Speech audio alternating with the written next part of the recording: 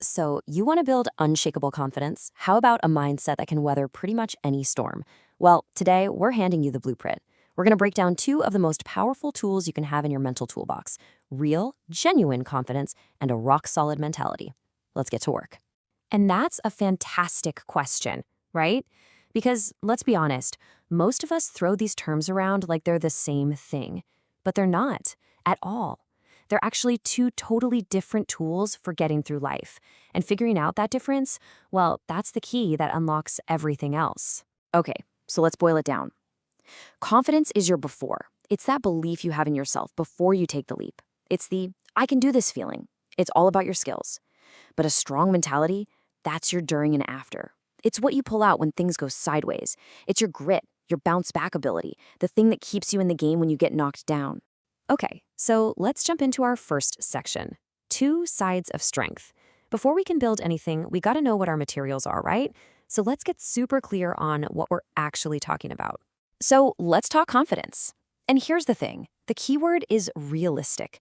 This isn't about puffing out your chest and thinking you're invincible. Nope, that's arrogance.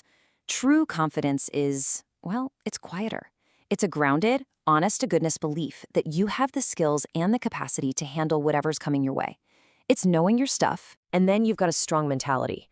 Now, if confidence is the car, this is the engine and the suspension. It's your inner framework, the stuff that holds you together when the road gets bumpy. It's what kicks in when you're stressed, when you hit a wall, or when you just don't know what's next. It's the engine that keeps pushing forward, especially when your confidence takes a little hit. All right, so we know what they are. Now let's peek under the hood. What are these things actually made of? Time to get into the core building blocks for our blueprint. Okay, so for confidence, it's built on three main pillars. First up, self-awareness. You got to know your own strengths and, yeah, your weaknesses too. No faking it. Next, there's self-efficacy. This is that I got this feeling for a specific task. And last, but maybe most important, self-compassion. This is huge. It's about being kind to yourself when you mess up, so one mistake doesn't wreck your whole foundation. Now, for a strong mentality, we're looking at a different set of foundations. You've got resilience. That's how fast you get back up after being knocked down. Then there's adaptability, how well you roll with the punches when things change. And finally, a proactive mindset. This means you're not just waiting for problems to happen. You're looking ahead, taking charge, and making things happen on your terms. Okay, enough theory. We know the what, we know the why. Now it's time for the how. Let's get into the practical, hands-on stuff you can actually start doing today. So, how do you build confidence? You give yourself proof. And one of the best ways to do that is with SMART goals. Specific, measurable, achievable, relevant, and time-bound.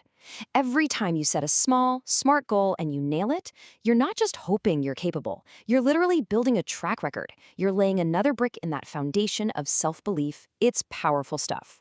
Oh man, this voice. I'm not good enough for this.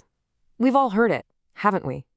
It's that little critic in our heads, and it is just brutal. It's the kind of thinking that can shut you down completely. And tackling this voice, that's a huge part of building a stronger mind. So what's the move? It's called reframing. You basically catch that negative thought in the act and you flip the script. And look, this isn't about lying to yourself or just thinking positive. It's about switching from a dead-end thought like, I'm not good enough, to something that's actually true and useful, like, okay, I am capable of learning and handling this challenge. And get this, it's not just in your head. Your body is in on it too. It's like a feedback loop. When you stand up straight, use open gestures, make eye contact, you're not just looking more confident to other people, you're literally sending a message back to your own brain that says, hey, we're in charge here. You can actually change how you feel just by changing your posture. That's kind of wild when you think about it. All right, let's be real. Building this stuff isn't always easy. Every project hits snags. So let's talk about the big, common roadblocks you're going to run into and, more importantly, how to get around them. And here's roadblock number one: imposter syndrome. Ugh, you know the feeling. It's that little whisper that says, you're fake. Any minute now, they're going to figure it out. And it doesn't matter how much you've accomplished. That feeling can just stick around. It's a total confidence killer. So what are your counter moves? First, stick to the facts, not the feelings. Write down what you've actually done, the evidence. Second, and this is a big one, talk about it with someone. You'll be blown away by how many people feel the exact same way. The key is to learn to see that feeling for what it is. just a feeling, not the reality of who you are. Then there's the other big one, fear of failure. This one can just freeze you in your tracks, right? It keeps you playing it safe, stuck in your comfort zone. But the irony is, that's the one place where you can't actually grow or build any real lasting confidence. So, how do you get past it? You have to change how you look at failure. It's not the end of the world. Think of it as data. It's just feedback, a chance to learn something. Stop focusing only on the final score and start paying attention to the effort you put in. And yeah, if you stumble, bring back that self-compassion. Be on your own team for once, you know? Okay, this is the final piece of the blueprint, and honestly, it's the most exciting part. This is where it all comes together. We're about to see how confidence and a strong mentality aren't two separate things.